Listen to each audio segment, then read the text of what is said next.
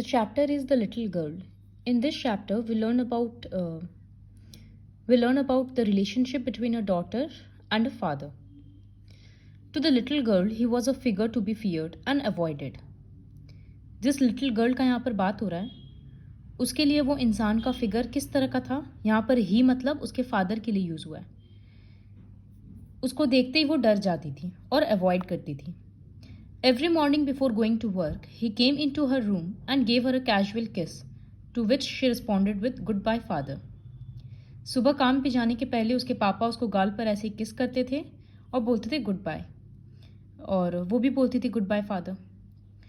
And oh there was a glad sense of relief, और उसको एक शांति मिलता था जब वो अपने पापा का कैरियज मतलब उनका व्हीकल का आवाज़ जब दूर दूर हो जाता था। दूर इसका मतलब व्हीकल दूर चला गया है।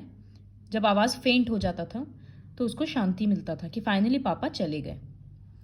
In the evening when he came home, she stood near the staircase and heard his loud voice in the hall.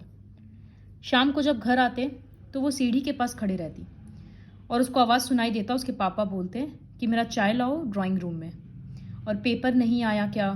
फिर वो उसकी मम्मी को बोलते कि go and see if my papers out there, bring me my slippers. इस तरह से order देते ये काम करो वो काम करो। Kezia mother would call to her. उसकी मम्मी, इस लड़की का नाम क्या था, केजिया। तो ये इसकी मम्मी उसको बोलती कि अगर तुम अच्छी लड़की है तो जाओ और अपने पापा का जूता जाकर खोलो। स्लोली गर्ल्स सीढ़ी से नीचे उतरती और धीरे धीरे हॉल में जाकर ड्राइंग रूम में जाती। By that time he had his spectacles on and looked at her over them in a way that was terrifying to the little girl. जब तक वो वहाँ पर पहुँचती उसके पापा चश्मा पहने हुए रहते और वो ऊपर से नीचे केजिया को देखते। Well Kezia, hurry up and pull off these boots and take them outside. वो बोलते जल्दी से मेरा बूट्स खोलो और बाहर लेकर जाओ कि आज तुम एक अच्छी लड़की रही पूरे दिन। तो वो स्टैमर करके बोलती आई डोंट नो फादर, क्योंकि वो इतना डर रही कि वो स्टैमर कर रही है।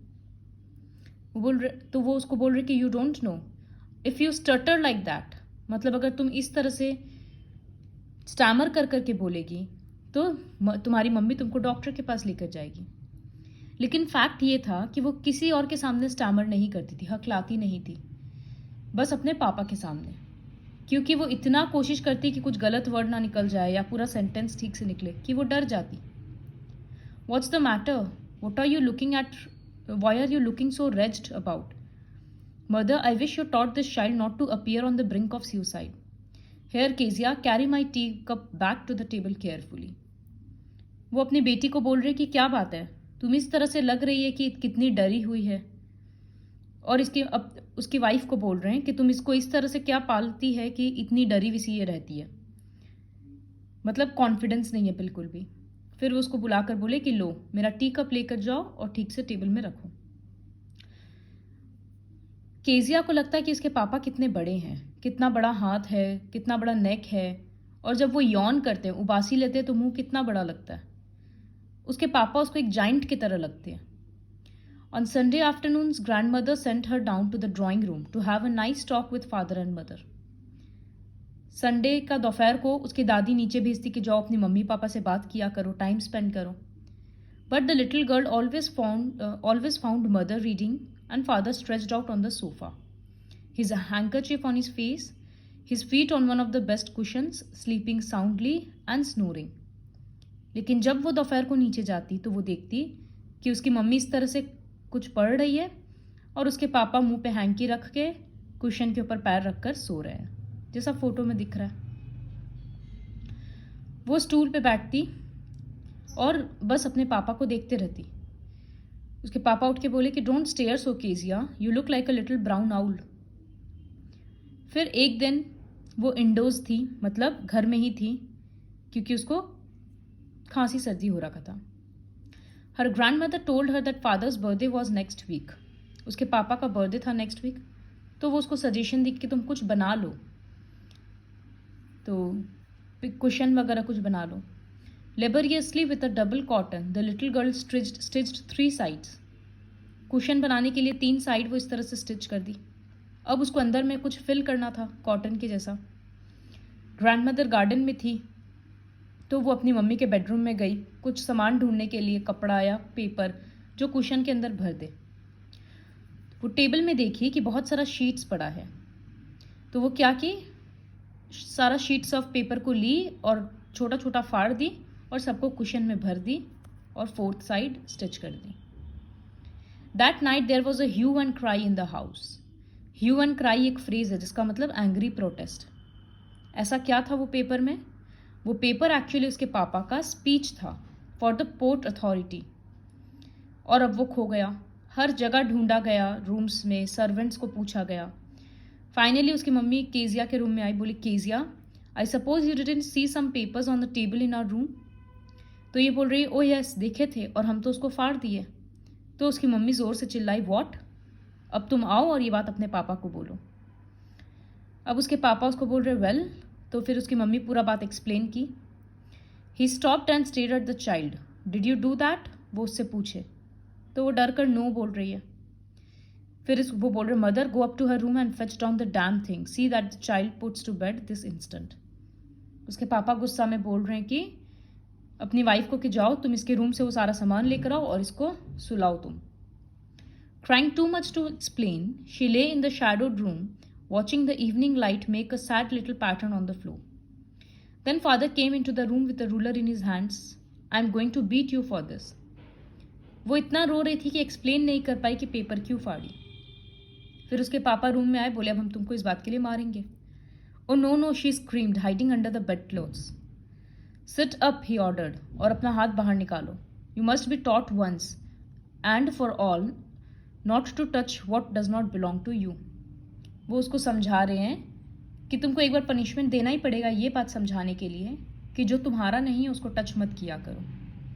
लेकिन वो बोल रही कि लेकिन आपका बर्थडे था। Down came the ruler on her little pink palms, लेकिन वो उसको मारे। Hours later grand mother had wrapped her in a shawl, और उसके दादी उसको चुप करा रही थी। केजिया इतनी डरी हुई थी और इसको इतना बुरा लगा कि वो बोल रही कि भगवान फादर्स को बनाए क्यों है। उसकी दादी उसको बोल रही कि हेयर्स अ क्लीन हैंकी, लो और अपना नोज क्लीन करो और सो जाओ, और नेक्स्ट डे तुम मॉर्निंग में सब कुछ भूल जाएगी। I try to explain to father but he was too upset to listen tonight. उसकी दादी बोल रही कि हम तुम्हारे पापा को समझाने का कोशिश किए, लेकिन वो आज बहुत ही अपसेट थे, इसलिए कुछ नहीं सुने।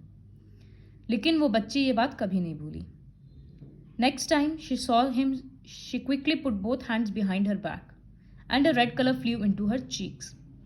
नेक्स्ट टाइम जब भी वो अपने पापा को देखती, अपना हाथ पीछे कर लेती और उसका गाल रेड हो जाता। The McDonald's leave next door. उनके नेबर थे, उनके 5 चिल्ड्रन थे। Looking through a gap in the fence, the little girls saw them playing tag in the evening. एक दूसरे को पकड़ने वाला गेम खेलते थे वो लोग। The father with the baby Mao on his shoulders and 2 girls hanging onto his coat pockets ran round and round the flower beds.